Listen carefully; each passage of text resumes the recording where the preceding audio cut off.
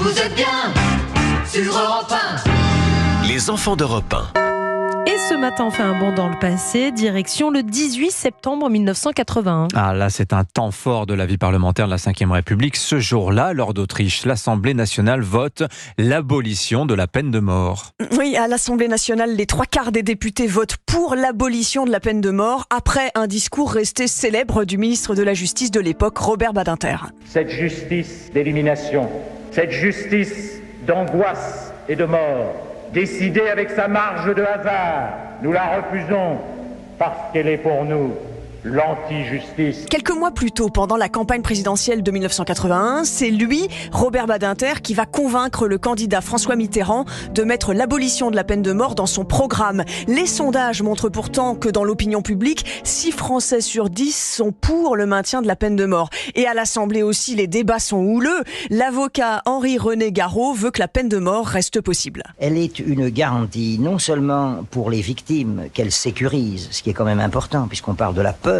des victimes, de l'insécurité, du sentiment de peur.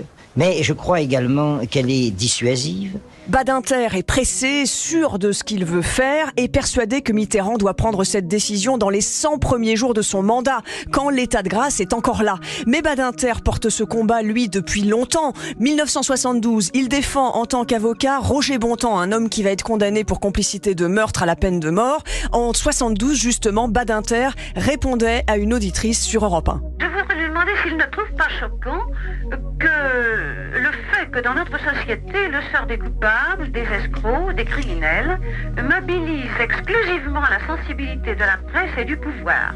Les victimes, on n'en parle plus. Oui, je vais vous répondre.